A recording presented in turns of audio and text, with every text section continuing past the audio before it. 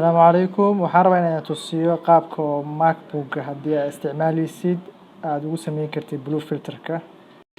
halkaan aad tagay meesha setting-ka halkaan u jeedin night shift ku qoran marka halkaan akhrisid waa u jeedaa waxa halkaan lagu qoray this may help you get a better night sleep oo loo jeedo in ay ka caawinayso in habeenkii si fiican u seexato oo loo jeedo waxay ka ilaalinaysaa dhafarka marka haddii aad rabtid in aad on dhahdid halkaan on leedahay waa u jeedin shaashadu wax iska bedelay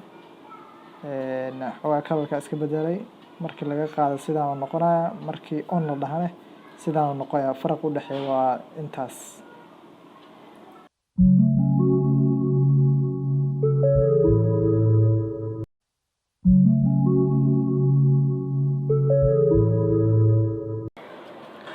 habkaana waa habka u isticmaal lahayd blue filterka